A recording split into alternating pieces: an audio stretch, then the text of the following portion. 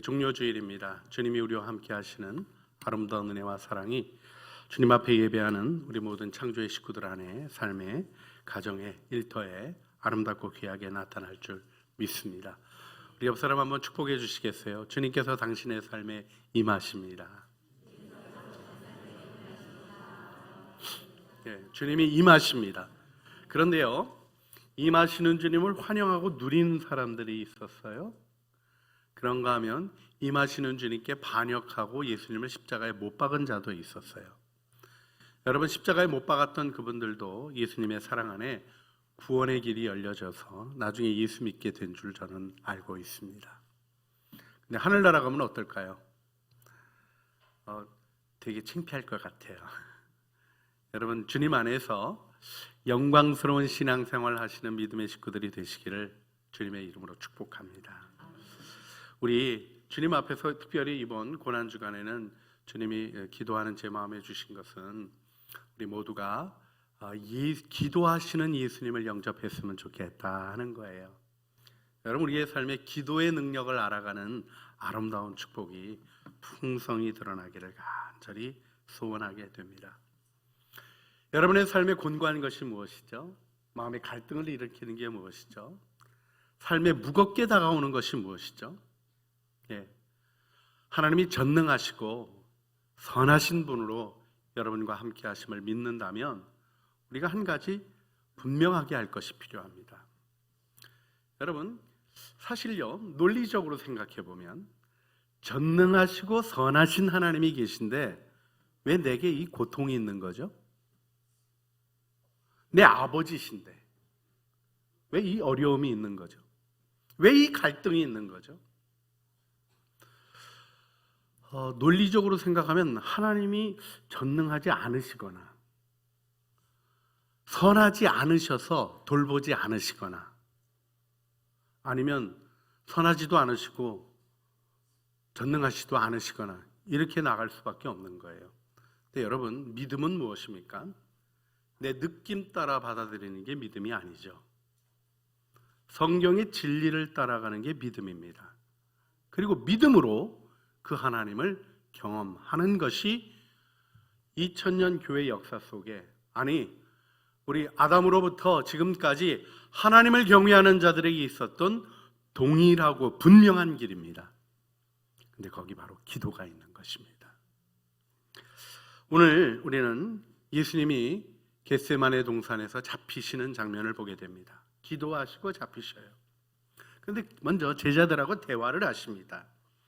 오늘 35절 말씀을 보면 베드로가 너희들이 나를 배신할 거다, 베드로 나 3번 부인할 거다 이렇게 얘기할 때 아주 강력하게 항의하듯이 이렇게 얘기합니다. 베드로가 이르되 내가 주와 함께 죽을지언정 주를 부인하지 않겠나이다 하고 모든 제자들도 그와 같이 말하니라. 여러분, 베드로가 내가 주와 함께 죽을지언정 주님을 부인하지 않겠나이다, 이게 베드로의 마음의 진실입니까? 거짓입니까? 진실이었어요. 진실이었어요. 그런데 주님이 34절에 하신 말씀, 주께서 이르시되 내가 진실로 내게 이르노니 오늘 밤 닭 울기 전에 내가 3번 나를 부인하리라, 이 말씀도 진실이었어요. 진실이 어떻게 갖는가 하는 것을 보시길 바랍니다. 베드로의 마음에는 주님을 배신하고 싶은 마음 없었습니다. 그런데 어떻게 됐습니까? 부인했을 뿐만 아니라 자기의 안전을 위하여 저주까지 했어요. 마음의 현실이 삶의 현실이 되지 못했습니다. 거기 무엇이 있었습니까? 우리 마태복음 26장 41절에 주님이 해주신 말씀이 있죠. 시험에 들지 않게 깨어 기도하라. 마음에는 원이로되 육신이 약하도다. 시험에 들지 않게 깨어 기도하라고 했는데 베드로가 깨어 기도했습니까? 못했습니까? 못한 거예요. 여러분, 모든 인간이 다 넘어지는 게 아닙니다. 영광스럽게 서는 사람들도 있었습니다. 하나님의 뜻을 이루는 은혜의 역사를 이룬 믿음의 위인들이 우리의 삶에 있고 바라보고 따라가고 싶은 사람들이 있는 삶이 있는 것을 분명히 기억합니다. 그들에게 있었던 것이 다름 아니라 기도였어요. 근데 우리가 그렇게 하지 못해요. 주님이 졸며 잘쇠 이렇게 말씀하셔요. 마지막 때에 주님 오실 때 신랑을 맞이하는 열 처녀들 다 졸며 자는 상태에 들어갔다는 거예요. 그러나 신랑이 온다고 외쳐질 때 등불을 밝힐 수 있는 사람들이 있었습니다. 여러분, 이게 무엇이라고 생각하십니까? 오늘 우리가 생각해 보고 싶은 것이 있어요. 예수님이 제자들의 연약함을 품으셨습니다. 예수님의 기도는 배신하는 제자들까지 품으셨어요. 성찬을 베푸실 때 가룟 유다 너 나가 이렇게 안 하시고 그에게도 떡을 떼어 주셨어요. 이게 주님의 사랑입니다. 거꾸로 반추해야 합니다. 내게 은혜가 있다고 내 상태가 온전한 건 아니라는 겁니다. 은혜에 합당한 열매를 맺기 위한 삶의 결단이 필요하고 그것이 마음의 태도로 확정되고 삶의 습관으로 자리 잡혀 내 삶의 영광으로 나타나는 과정이 있는 것이죠. 옛날 책이긴 합니다마는 바보들은 맨날 결심만 한다 그런 책 제목이 있더라고요. 딱 마음에 와 닿더라고요. 결심만 가지고 이루어지는 게 아닙니다. 내가 이렇게 하겠다는 단언만 갖고 이루어지는 게 아닙니다. 오히려 그 말이 하나님의 심판대 앞에서 나를 고발할 말이 된다면 얼마나 부끄러운 것이 되겠습니까? 우리들의 삶에는 기도가 필요합니다. 자, 오늘 실패한 제자들의 모습을 잠깐 보면 예수님이 그들에게 진지하게 부탁을 하셨어요. 우리 36절 말씀 보면 이에 예수께서 제자들과 함께 겟세마네라 하는 곳에 이르러 제자들에게 이르시되 내가 저기 가서 기도할 동안 너희는 여기 앉아 있으라 하시고, 너희는 여기 앉아 있으라, 이 얘기가 내가 저기 가서 기도할 동안에 피곤할 테니까 서 있지 말고 앉아 있으라 이 얘기였을까요? 여러분, 이 단어는 신약 성경에서 뚜렷한 목적을 가지고 사용되어지는 것을 보게 됩니다. 이 카티조라는 이 단어는 히브리서 19장 13절 말씀을 보면 빌라도가 이 말을 듣고 예수를 끌고 나가 돌을 깐 틀, 히브리 말로 가바다에 있는 재판석에 앉으니라. 여러분, 우리 본디오 빌라도에게 고난을 받으사 우리가 사도신경 고백하면서 예수님의 십자가 처형에 빌라도가 관여한 일을 신앙 고백으로 합니다. 그가 그 재판석에 앉았던 일로 그렇게 되는 거예요. 주님이 앉아있으라 하신 말은 단순한 육체적인 앉음을 얘기하는 것이 아니었습니다. 그래서 고린도전서 6장 4절을 보게 되면 그런즉 너희가 세상 사건이 있을 때 교회에서 경히 여김을 받는 자들을 세우느냐 이렇게 얘기하면 세우느냐 하는 이 부분이 앉아있다라는 말 그대로입니다. 위치에 서서 결정을 하는 자리에 있는 것을 이 표현을 가지고 하시는 것이죠. 자, 그런데 문제는 무엇입니까? 제자들이 그 자리를 지켰습니까? 못 지켰습니까? 못 지켰어요. 거기서 끝나지 않으셨어요. 주님이 3명의 수제자, 조금 더 예수님의 제자 그룹 안에서 영향력 있고 책임적 위치에 있는 사람들을 더 데리고 가십니다. 더 가까운 기도의 자리로 데리고 가셔요. 그리고는 이렇게 이야기하십니다. 38절 말씀.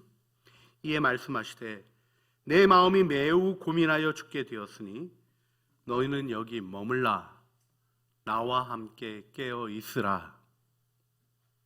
십자가의 깊은 고민 가운데 계신 주님의 부탁이었어요. 그런데 제자들이 베드로, 야고보, 요한, 예수님이 특별한 일, 변화산에 올라가실 때도 야이로의 딸을 살리실 때도 특별한 자리에 데려가며 권위를 세워주셨던 그들이 이 일을 감당했습니까? 못했습니까? 못했어요. 왜요? 육신이 약했기 때문이에요. 피곤함이 있었어요. 여러분, 근데 우리가 이 말씀을 잘 이해하는 게 필요합니다. 마음에는 원이로되 육신이 약해서, 이게 우리가 우리한테 할 말입니까? 예수님이 우리 보시고 해주실 말씀입니까? 두 번째예요. 많은 그리스도인들이 내가 기도 못하는 이유에 대해서, 내가 헌신 못하는 이유에 대해서, 하나님의 뜻에 응답 못하는 이유에 대해서 육신이 약해서라고 스스로를 위로하려고 하고 있습니다. 여러분, 주님이 그 연약함도 품으신다니까요. 내차지 않으셔요. 품으시고 사랑하셔요. 그런데 주님이 우리가 여전히 육신이 약해서 넘어지는 자리에 있기를 원하시겠습니까? 우리 성경을 보면 복음서에 나오는 베드로하고 사도행전에 나오는 베드로가 다르죠. 복음서에 나오는 베드로 배신, 물 위로 걷다 빠지고 사탄아 내 뒤로 물러가라 책망받고 연약한 모습으로 가득 차 있습니다. 그런데 사도행전에 나오는 베드로는 어떤 모습으로 바뀌어 있습니까? 사내들인 공의회가 채찍질하고 예수 이름으로 말하지 말라고 얘기할 때 우리는 보고 들은 것을 말하지 않을 수 없다. 담대히 얘기하고 오히려 주님의 복음을 증거하는 영광스러운 모습으로 섭니다. 죽음이 가까웠을 때 그래서 처형당하기 위하여 옥에 갇혔는데 어쩌면 그렇게 깊이 잠들었는지 천사가 깨우느라고 옆구리를 찼다라는 내용이 나와요. 하나님 앞에서 깊은 평강으로 주님이 주시는 일을 견고히 붙들고 나가는 베드로의 모습이 있습니다. 여러분, 복음서의 제자들의 모습에 머무시겠습니까? 사도행전의 제자들의 모습으로 나아가시겠습니까? 교회를 일으키고 하나님의 영광을 일으키는 일은 복음서의 고민들이 아니었습니다. 복음서의 흔들림이 아니었습니다. 주님이 주시는 성령의 능력으로 하나님의 뜻을 향하여 나가는 믿음과 용기의 헌신이었습니다. 거기 우리의 연약함을 품으신 예수 그리스도의 겟세마네의 기도가 있는 것입니다. 여러분, 주님 앞에 섰을 때 여러분도 누군가의 복이 되기를 원하십니까? 여러분의 자녀들에게, 여러분과 함께 있는 이들에게, 여러분을 만나 그리스도를 바라보는 이에게 여러분도 주님처럼 아름다운 축복이 되고 싶은 마음의 소원이 있지 않으십니까? 그러면 오늘 우리가 이 겟세마네의 기도를 배워야 합니다. 겟세마네 기도에서 우리가 명확하게 기억하고 싶은 것이 있습니다. 누가복음은 이 기도를 누가복음 22장 39절에 예수께서 나가 습관을 따라 감람산에서 기도하셨다. 제자들도 따라갔다. 이렇게 기록해주고 계십니다. 예수님에게는 거룩한 습관이 있었던 거예요. 이 습관이 무엇입니까? 기도하는 것입니다.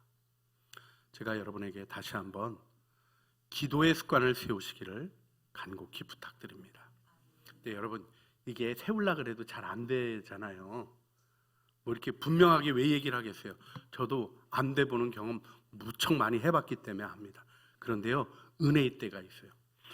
이번에 우리 금요일 날 우리 심야 기도회 하는 날이지만 우리 항전직들 또 훈련 받으신 분들 우리 산에 올라가서 기도하기로 했어요. 우리 보시던 한 집사님이 무슨 이 교회는 이렇게 산기도를 엄청나게 많이 갑니까? 그래서 뭐 별로 안 가는 것 같은데 하고 가봤더니 사진 잠깐 띄워주실래요? 우리 있잖아요, 많이 모였어요. 할렐루야. 네, 사진이 아까 좀 전에 광고할 때 원래 띄우기로 했던 건데 가득 찼죠? 열심히 모여서 기도했어요. 예, 사진 내려주세요. 누가 왔나 또 세지 마시고. 중요한 게 있습니다. 뭘 말씀드리는 거냐면요, 은혜를 주시는 때가 있어요. 이번 부활주일이 우리 교회에 아름다운 은혜의 시간이 되기를 사모하는 마음이 제 안에 있습니다. 혹시 여러분에게도 있지 않나요?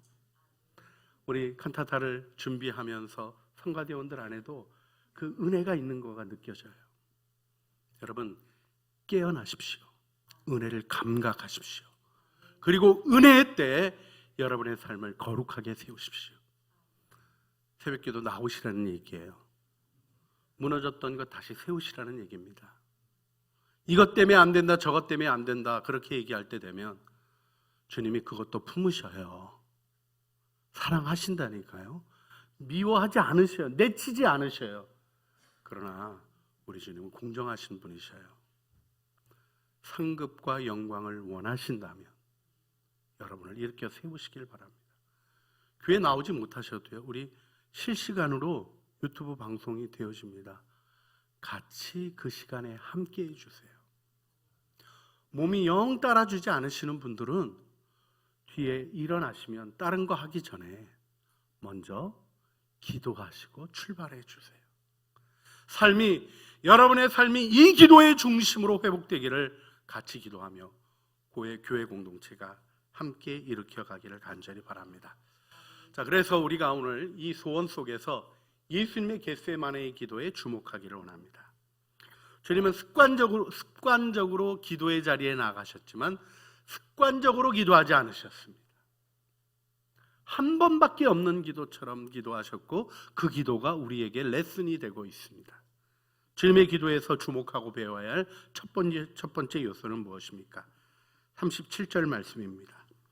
베드로와 세베대의 두 아들을 데리고 가실새 고민하고 슬퍼하사. 하나님의 아들이 우리를 위하여 보여주신 모델입니다. 주님은 고민과 어려움을 기도 속에 솔직히 꺼내고 계십니다. 많은 경우 기도를 하나님 앞에 너무 미사여구를 통해서 잘 드리려고 해요. 그러다 보니까 너무 그 기도가 어려워지고요, 본인도 무슨 말 하는지도 모르게 돼요. 기도는 정직한 겁니다. 하나님 앞에 고민을 그대로 아뢰는 거예요. 여러분, 우리가 죄 짓고 주님 앞에 회개 기도할 때 어떤 때 참 하나님 입장에서 보면 너무 이상한 기도를 해요. 많은 분들이 이렇게 기도합니다. 하나님, 잘못했습니다. 용서해 주세요. 다시는 안 그러겠습니다. 자, 이렇게 기도하면 주님이 응답해 주실 게 뭐겠어요? 그래, 앞으로 잘해봐라. 이거 말고 뭐 해주시겠어요? 자기가 하겠다는데. 여러분, 우리 기도가 어떻게 해야 됩니까? 주님, 죄 졌습니다. 주님, 나는 왜 이 죄를 좋아할까요? 내가 이 죄에 왜 넘어갈까요? 내 죄의 뿌리는 무엇입니까? 주님, 고쳐지기를 원합니다 하는 마음의 소원을 일으켜 나가기 시작하는 기도의 정직함이 하나님을 만나 마음의 현실이 삶의 현실이 되는, 그래서 죄라는 분리가 만드는, 겉과 마음이 다르고 마음의 생각과 현실이 다르는 이 왜곡되고 분리된 것으로부터 우리를 건져주시는 것입니다. 예수님은 고통스러워 하셨어요. 여러분, 소크라테스는요, 독단긋즙 병 고쳐지는 것처럼 먹고 죽었어요. 예수님 그렇게 하지 않으셨어요. 왜요? 이 죽음에 있는 고통을 하셨기 때문입니다. 육체적으로 큰 고통이시죠. 십자가형을 당하면 좌우로 횡격막이 당겨집니다. 힘이 없어지면서 호흡곤란을 일으키는 거예요. 의학하신 분들이 좀 이렇게 예수님의 십자가 죽음에 대한 이야기를 할 때 횡격막이 당겨지고 호흡이 가빠지고 어려워지면서 심낭삼출이 일어나서 그 물과 피가 심장에 고이는 일에 대한 표현도 제가 읽어볼 수 있었고요. 그 하이퍼폴레믹 쇼크, 그렇게 저 영어책으로 읽어서 그렇게 되는 현상으로 죽게 되었다라는 분석을 한 걸 보게 돼요. 여러분, 숨이 막 가빠가지고 어쩔 줄 모르게 되는, 그리고 땡기면 팔에서는 고통이 일어나고 또 놔서 어디 기댈 데가 없이 발의 고통과 팔의 고통이 연이어 이어지는 그 괴로운 고통 속에 주님 죽어가신 거죠. 근데 그 육체적인 고통과는 비교도 안 될 게 무엇입니까? 예수님의 정서적인 고통이에요. 제자들이 다 배신했어요. 한 명도 안 남았다니까요. 그런데요, 그것보다 더 괴로운 게 있으셨죠. 무엇입니까? 삼위일체 하나님으로 사랑의 교제를 나누시던 아버지로부터 예수님은 십자가에서 인간의 죄에 대한 진노와 저주와 처벌을 받으시는 겁니다. 그 고통은 우리가 이해 못하는 것입니다. 왜? 우리는 안 당하게 된 거거든요. 예수님이 가져가셨기에 우리에게는 제거된 것이거든요. 여러분, 예수님은 깊은 고통 속에 버림과 배신과 아픔과 고통, 사람의 말로는 표현할 수 없는 어려움을 당하신 것입니다. 그래서 십자가 바라보면 나 힘든다는 얘기 못하게 되는 거예요. 십자가 바라보면 나 배신당해서 저 원수 때문에 못 살겠다 이런 얘기 못하게 되는 거예요. 십자가에 있는 큰 고통을 주님은 아셨기 때문에 간절하게 기도하셨던 거죠. 지나가게 해주십시오. 더군다나 이 고통은 영적으로는 죽는 겁니다. 이게 죽어서 천당 가는 죽음, 우리 죽음이라는 과정을 통해서 하늘나라의 영광을 바라보잖아요. 사실 제가 이번 주에 좀 충격적인 일을 겪고 있습니다. 제가 제일 가까운 친구 목사님이 심장마비로 갔어요. 지난주 금요일 날 저도 지금 어떻게 해야 될지 황망합니다. 이제 오늘 오후에 이제 그 장례식이 진행이 되는데, 내일 우리 동기들 예배 드리는데 저보고 기도하라 그러는데 무슨 기도해야 될지 모르겠어요. 근데요, 그럼에도 불구하고 제 친구 전 다시 만날 겁니다. 하늘나라 갔으니까요. 지금은 이해 못하겠어요. 왜 갔는지. 그 나라 가면 알게 될 거니까. 영혼의 관점에서는 극복할 수 있는 쉬운 것들이 있습니다. 근데 예수님의 죽음은 저주받는 죽음인 거예요. 버려지고 죽어 지옥 가는 죽음을 당하신 겁니다. 바로 그 지옥의 자리에서 주님은 부활의 권능으로 우리 구원을 세우신 겁니다. 그러기 위해서 고난을 당하신 거죠. 그걸 기쁜 영광으로 받아들이셨습니다. 이게 어떻게 가능했습니까? 예수님은 진실하게 아버지 앞에 나가셨던 것입니다. 여기서 우리가 두 번째 예수님의 기도로부터 배워야 할 것이 있습니다. 그건 무엇이냐면 기도 속에 마음이 변하는 과정을 보여주신 거예요. 여러분, 예수님이 오늘 39절을 보게 되면 조금 더 나아가사 얼굴을 땅에 대시고 엎드려 기도하시며 이르시되 내 아버지여 만일 할만하시거든 이 잔을 내게서 지나가게 하옵소서. 그러나 나의 원대로 마시옵고 아버지의 원대로 하옵소서. 예수님이 이 잔이 지나가게 해달라고 할 수 있거든요. 이 두나톤이라는 이 표현은요, 하실 수 있지 않습니까? 이런 어조예요. 꼭 십자가가 아니어도 되지 않습니까? 하는 그 표현이셔요. 그런데 아버지의 뜻이라면 뜻대로 하시옵소서, 이 기도를 하신 거죠. 이게 기도의 방향입니다. 근데 중요하게 다시 보셔야 될 말씀이 있어요. 그것이 42절 말씀인데, 다시 두 번째 나가 기도하여 이르시되 내 아버지여 만일 내가 마시지 않고는 이 잔이 내게서 지나갈 수 없거든 아버지의 원대로 되기를 원하나이다. 원하나이다. 여기 주목하셔야 합니다. 예수님은 하나님의 뜻을 의무감으로 받으신 게 아니에요. 마음의 소원으로 가져오셨어요. 그게 기도입니다. 주님이 3번 기도하십니다.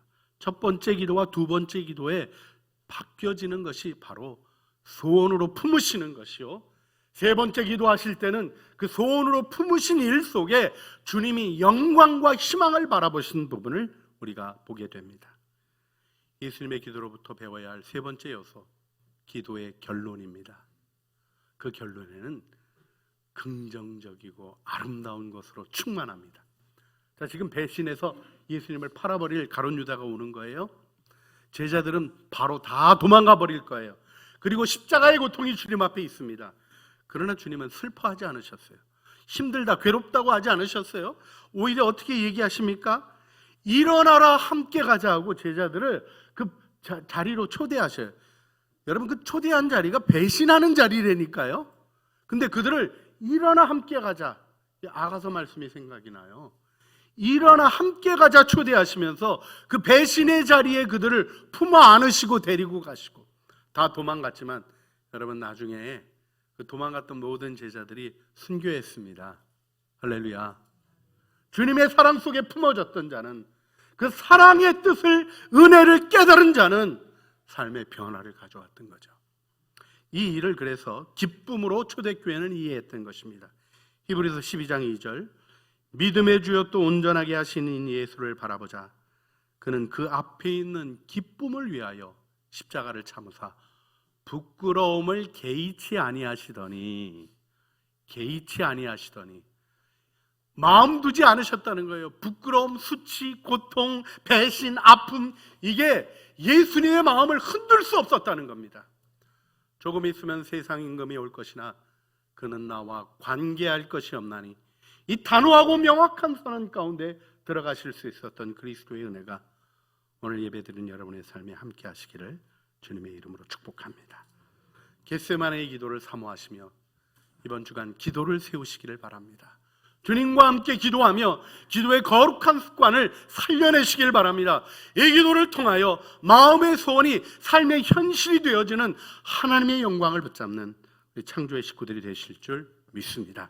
이 시간 우리 함께 기도할 때 우리의 연약함까지 품으시는 주님의 사랑 안에서 고난주간 맞이하며 그 사랑 받았는데 그 사랑받은 자리에 위로에 안주하지 말고 나태해지는 자리에 머물지 아니하고 주님 앞에 나아가 기도하며 땀방울이 핏방울이 되도록 기도하셨던 주님의 기도를 배우게 하여 주시고, 그 기도 속에 하나님의 뜻을 온전히 이루신 예수 그리스도의 뒤를 따라가게 하여 주시옵소서. 우리 주여 한번 부르짖어 주님 앞에 기도하시겠습니다.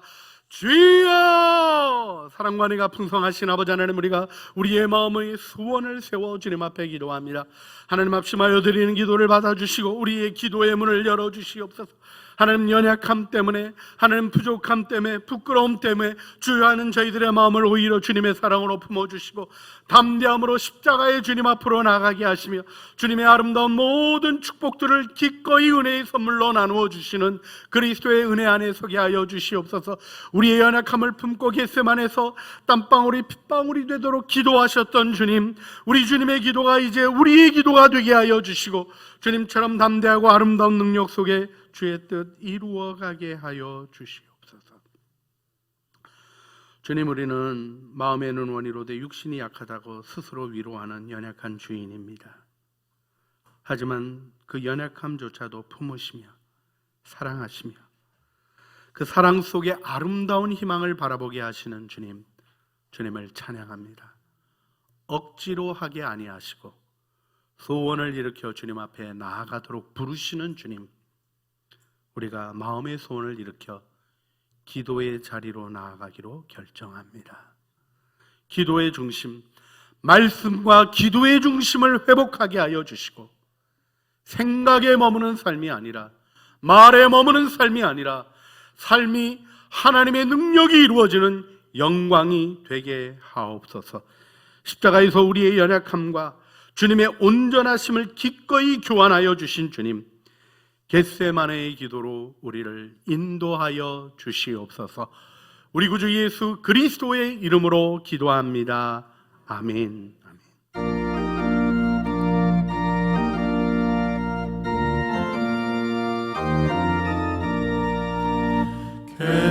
겟세마네 동산에 주를 생각할 때에 근심이나 걱정을 외면할 수 있을까? 나를 항상 버리고 주를 따라가리라. 빌라도의 뜰에서 주를 생각할 때에 수치됨과 아픈 것 못 견딜 수 있을까? 길이 잡고 묵묵히 주를 따라가리라. 갈보리산 올라간 주를 생각할 때에 나의 받는 괴로움을 비교할 수 없으리. 십자가를 지고서 주를 따라가리라. 무덤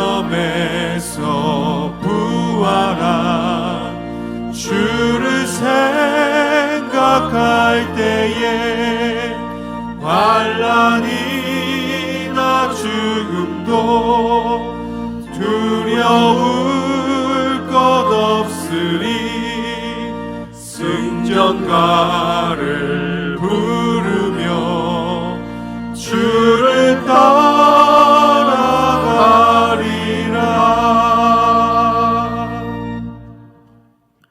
내 아버지여, 만일 내가 마시지 않고는 이 잔이 내게서 지나갈 수 없거든 아버지의 원대로 되기를 원하나이다. 일어나라, 함께 가자. 이제는 우리 주 예수 그리스도의 은혜와 아버지 하나님의 사랑과 성령 하나님의 교통하심이 기도의 자리로 우리를 부르시며 겟세마네의 기도에서 우리를 품으심으로 우리도 그 기도 안에 행하도록 축복하신 그리스도의 은혜를 바라보며 기도하며 주님의 뜻 이루어가는 삶 살기를 소원하는 사랑하는 주의 자녀들 머리머리 위에와 은혜로 주신 가족 식구들 가운데 주님 뜻 따라 걸어가는 삶의 모든 걸음 위에 무엇보다 말씀과 기도 안의 삶을 시작하는 경건한 거룩한 습관을 위하여 헌신하는 모든 아름다운 시간 위에, 공간 위에, 삶의 모습 위에 이제와 영원 무궁토록 함께 있어지기를 간절히 축원하옵나이다. 아멘.